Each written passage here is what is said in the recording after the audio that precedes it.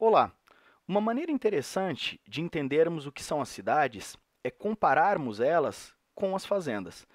As fazendas, diferentemente do que eu coloquei aqui, representam o espaço rural, enquanto as cidades representam o espaço urbano.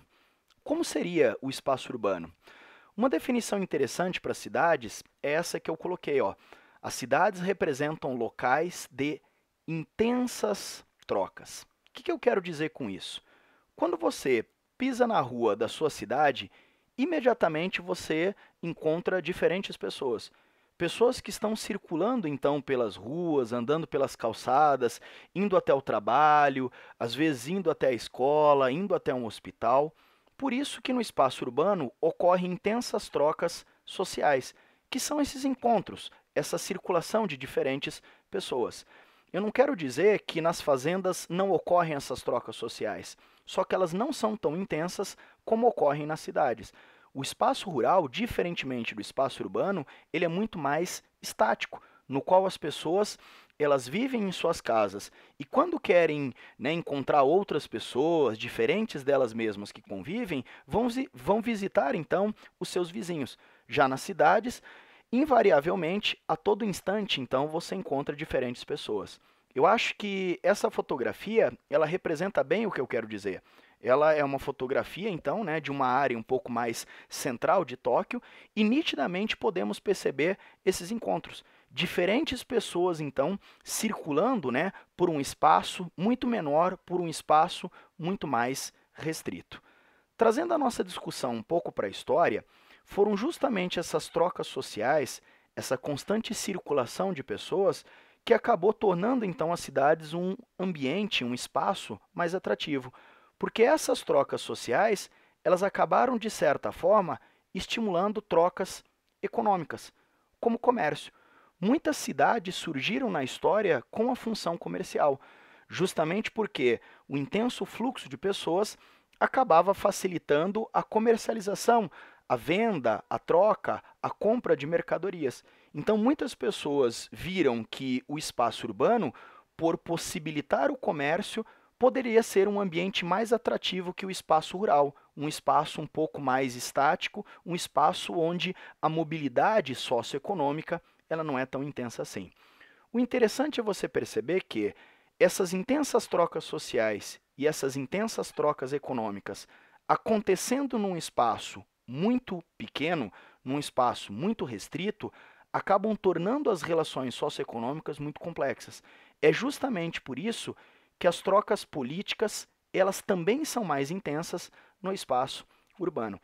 Voltando naquela fotografia de Tóquio, imagina então, né, todas essas pessoas vivendo num ambiente sem uma organização política, sem normas de convívio, sem uma constituição, sem leis.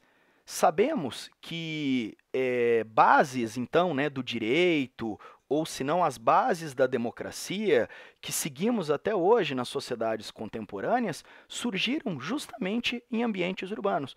A base do direito surgiu então em Roma, justamente no momento em que muitas pessoas foram viver numa cidade, e as bases, né, da democracia sabemos que surgiram na Grécia, justamente quando pessoas também foram viver nesses espaços que são espaços um pouco mais complexos. Não então, novamente lembrando, dizendo que essas trocas elas não existem nas fazendas. Existem, só que não são tão intensas assim. Agora, é importante frisar que todas essas trocas elas estão sujeitas a mudar conforme a sociedade vai mudando. As trocas sociais, econômicas e políticas elas vão mudando ao longo da história. É justamente por isso que as cidades elas mudam também. As cidades, além de locais de intensas trocas, representam espaços extremamente dinâmicos. Por que as cidades mudam tanto de cara, né? Por que as cidades constantemente estão mudando? Porque as cidades, na verdade, elas expressam o comportamento da sociedade. Então podemos colocar aqui, ó, que as cidades elas representam uma expressão da sociedade. O que significa dizer? Que se a sociedade muda, consequentemente, as cidades mudam também. Na Europa, no qual as cidades são muito antigas e muitas delas são preservadas, é muito interessante então conhecê-las, justamente porque você consegue identificar diferentes modelos de sociedade. Como a sociedade medieval construía suas cidades? Está materializado em determinados bairros, em determinadas cidades, esse padrão de organização. Como a sociedade industrial organizava as cidades? Também podemos identificar isso em determinados bairros. Como a sociedade moderna, ela organiza suas cidades? Isso também é possível identificarmos em determinadas cidades europeias. O que significa dizer? Conforme as trocas sociais, econômicas e políticas de uma sociedade vão mudando, consequentemente o espaço das cidades vai mudando também. E não só na Europa, temos exemplos disso. No Brasil, o Rio de Janeiro é um bom exemplo.